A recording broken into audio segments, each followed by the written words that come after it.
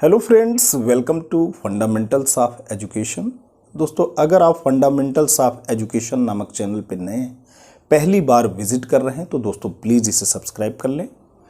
अगर आप उत्तर प्रदेश का टीईटी परीक्षा या भारत के किसी भी राज्य में अध्यापक पात्रता परीक्षा देने जा रहे हैं, उसमें अपीयर होने जा रहे हैं या केंद्र द्वारा यानी सेंट्रल गवर्नमेंट द्वारा आयोजित जो सेंट्रल टीईटी है, सेंट्रल टीचर्स एलिजिबिलिटी टेस्ट यानी सीटेट में भी अपीयर होने जा रहे हैं, तो एक टॉपिक बहुत ही इंपॉर्टेंट है। ये टॉपिक है पियाजे का संज्ञानात्मक विकास का सिद्धांत। दोस्तों, एक प्रश्न जरूर आता है, तो आज हम पियाजे के संज्ञानात्मक विकास के सिद्धांत के बारे में आपको बताने जा रहे हैं। बिना देर किए दोस्तों शुरू करते हैं। सबसे बड़ी बात दोस्तों ये है कि जो भी व्यवहारवादी थे उनका ये मानना था, चाहे वो पेवलव हो चाहे वो थॉर्नडाइक हो, कि सीखना एक मैकेनिकल एक्टिविटी है। पेवलव के प्रयोग में अगर आप देखें तो उन्होंने कुत्ते पर प्रयोग किया। कुत्ता वहाँ पे निष्क्रिय था। घंटी का बजना, लार का टपकना एक प्रकार से पैसिव रेसिपेंट था। ऐसे ही थॉर्नडाइक के भी प्रयोग में, चाहे उन्होंने बिल्ली पे प्रयोग किया हो चाहे वो चूहे पे प्रयोग किया हो, वहाँ पे लर्निंग की जो एक्टिविटी हो रही थी वो एक प्रकार से यांत्रिक और प्रयोगात्मक प्रक्रिया के माध्यम से हो रही थी। यहाँ पे पियाजे कहते हैं कि सीखना महज एक यांत्रिक घटना नहीं है, सीखना एक बौद्धिक घटना है। जो भी बच्चा होता है वो सरल प्रत्यय उसके मन में बनते हैं, पहले सिंपल कॉन्सेप्ट बनते हैं। बच्चा जैसे जैसे जैविक परिपक्वता प्राप्त करता है, जैसे जैसे बायोलॉजिकल मैच्योरिटी प्राप्त करता है, वैसे उसके कॉन्सेप्ट क्या होते हैं, थोड़ा जटिल होने जाते हैं। तो ये जो सीखना है ये एक प्रकार से थॉट मेकिंग प्रोसेस है, कॉन्सेप्ट फॉर्मेशन की प्रोसेस है। इसमें जब हम बात करेंगे तो पियाजे ये कहते हैं, पियाजे दोस्तों स्विस मनोवैज्ञानिक थे।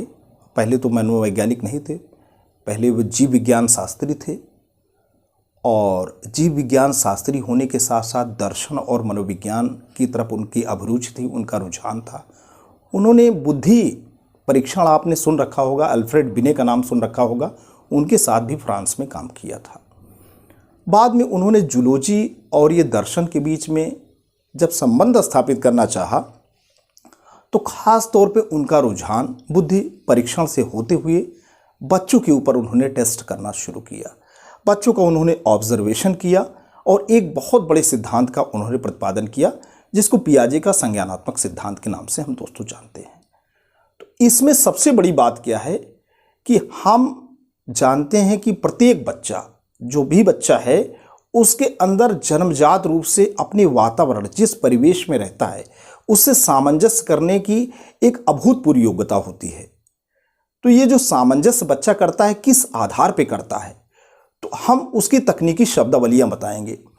यहाँ पे अनुकूलन शब्द उसके लिए इस्तेमाल किया गया है, एडेप्टेशन। और अनुकूलन के भी दो सब पार्ट हैं, आत्मसात्मीकरण यानी एसिमिलेशन और दूसरा समायोजन।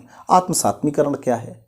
बच्चे ने कोई भी कॉन्सेप्ट, किसी भी परिवेश के बारे में कोई भी उसका संप्रत्यय निर्माण हुआ, कोई भी चैलेंजिंग टास्क या कोई भी एकाएक कोई परिस्थिति आई, तो क्या होता है, कोई भी परिस्थिति दोस्तों आ जाती है तो उसका संज्ञानात्मक जो बैलेंस है वो क्या करता है, वो एक प्रकार से सामंजस्य की प्रोसेस में रहता है। तो उसमें जो पुराने विचार होते हैं, थोड़ा गौर फरमाइएगा, बिल्कुल हम ट्रैकलेस नहीं हो रहे हैं, जो पुराने विचार हैं उसके आधार पे वो सामंजस्य करने की कोशिश करता है। पुराने विचार जो उसके मन में होते हैं, पुरानी उसकी जो व्यूह रचनाएं होती हैं, पुरानी रणनीतियां होती हैं, उसके आधार पे जब वो सामंजस्य करने की कोशिश करता है तो उसको एडेप्टेशन कहते हैं, उसको एसिमिलेशन कहते हैं।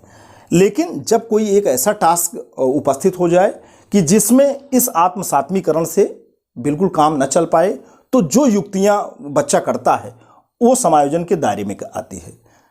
ये तो दोस्तों बात हो गई। अब इसमें जो महत्वपूर्ण बात है, मानसिक क्रिया क्या है, मेंटल ऑपरेशन, मानसिक संक्रिया का वो इस्तेमाल करते हैं पियाजे अपनी थ्योरी में। तो वो है दोस्तों समस्या समाधान हेतु चिंतन। स्कीम्स वर्ड बहुत आता है। अगर स्कीम्स वर्ड आ जाए तो किस मनोवैज्ञानिक ने स्कीम्स की अवधारणा दिया? तो जीन पियाजे ने दिया। तो और स्कीम्स है क्या? वो व्यवहार के वे संगठित पैटर्न जिन्हें सरलता से दोहराया जा सके, ये मानसिक संक्रिया का अभिव्यक्त रूप है। अब स्कीमा क्या है? मानसिक संक्रिया जिसका सामान्यीकरण किया जा सके, वो दोस्तों स्कीमा है। अब पियाजे ने जो अपना सिद्धांत दिया था उसके स्टेज हैं, उसके 4 स्टेज हैं। स्टेज बहुत इंपॉर्टेंट है। पहला है संवेदी पेशी अवस्था। 0 से 2 वर्ष का जब बच्चा रहता है तो वो सहज क्रियाओं से प्रशासित होता है। तो इस संवेदी पेशी अवस्था को सेंसरी मोटर जो है स्टेज भी बोलते हैं। अब सेंसरी मोटर का मतलब सेंस ऑर्गन से है। बच्चा किसी भी चीज़ को चूसता है और पूरा का पूरा उसका मतलब जो सेंसरी मोटर डेवलपमेंट है, उसके जो ज्ञान की जो इंद्रियां हैं उन इंद्रियों के विकास से संबंधित ये 0 से 2 वर्ष का काल होता है। और प्राग जो है संक्रियात्मक अवस्था, ये प्री ऑपरेशनल स्टेज है 2 से 4 वर्ष। 2 से 4 वर्ष का जब बच्चा होता है तो वो चाहे कोई भी अजीब वस्तु है, चाहे कोई भी वस्तु है, यही मार्कर ले लीजिए, इसको भी आप देखते हैं कुछ बच्चे क्या करते हैं, ब्रश इकट्ठा करते हैं। छोटे छोटे बच्चों को आप देख लीजिए, ब्रश इकट्ठा करते हैं, पेन इकट्ठा करते हैं, सारे ब्रश सारे पेन अपने पास रखे रहते हैं। क्यों इकट्ठा करते हैं? हमारे आपके लिए ये चीज़ें महत्वपूर्ण नहीं, उनके लिए बहुत महत्वपूर्ण है, क्योंकि वो उसमें सजीव चीज़ें परसीव करते हैं। और इसमें बच्चा आत्म केंद्रित भी रहता है, सेल्फ सेंटर्ड भी रहता है। तो आप ये मान के चलते हैं कि वो उसकी जो गतिविधियां हैं अपने में खोया रहता है, अपने में सोया रहता है, अपने में मुस्कुराता रहता है, अपने में हंसता रहता है। जिद भी बड़ी होती है। क्या? जिद बहुत होती है। बहुत बच्चे जिद्दी होते हैं। उनकी कोई भी चीज़ आप ले लीजिए तो आप प्री ऑपरेशनल स्टेज में 2 से 4 वर्ष के बीच में बच्चा बहुत ही जिद्दी रहता है। लेकिन थोड़े समय के बाद एक अंतर्दर्शी अवस्था आती है, बच्चा कुछ बुद्धिमान हो जाता है। बच्चा 2 गुणे 2 बराबर 4 तो कर सकता है, लेकिन 4/2 इसमें नहीं समझ पाता कि 4/2 कैसे 2 हो जाता है। चलिए 2 से 4 वर्ष की अवस्था। मूर्त संक्रियात्मक अवस्था जो है बहुत इंपॉर्टेंट है। कंक्रीट ऑपरेशनल स्टेज ये इसलिए इंपॉर्टेंट है क्योंकि बच्चा स्कूल गोइंग है। अब इसको कंक्रीट क्यों कहते हैं? मूर्त और अमूर्त में आप अंतर जानते हैं? मुझे आप देख रहे हैं, सुन रहे हैं, मैं मूर्त रूप में आपके सामने उपस्थित हूं। अमूर्त क्या है? ईश्वर अमूर्त है। कुछ चीजें अमूर्त हैं, जैसे भूत प्रेत अमूर्त हैं, कहाँ दिखती हैं? दिखती तो नहीं है ना।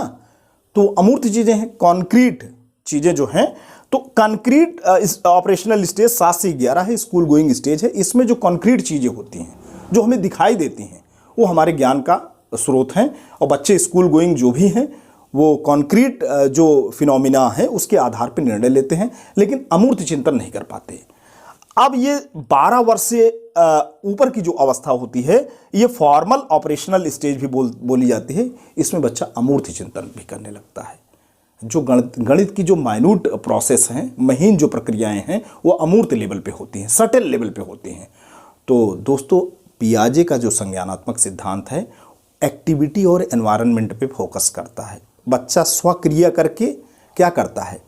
अपना जो है ब्रेन का डेवलपमेंट करता है। स्वक्रिया में जैविक परिपक्वता भी जरूरी है, एनवायरनमेंट से इंटरेक्शन भी जरूरी है। हम एनवायरनमेंट को बेहतर बना करके बच्चे का बौद्धिक विकास कर सकते हैं। इसलिए पियाजे का सिद्धांत दोस्तों बहुत ही इंपॉर्टेंट है। इसकी आलोचना भी होती है कि एक वस्तुनिष्ठ नहीं है, व्यक्तिनिष्ठ काफ़ी है, लेकिन तो भी पियाजे का सिद्धांत बहुत ही इंपॉर्टेंट है। दोस्तों, आज के लिए इतना ही। Thanks for watching and listening.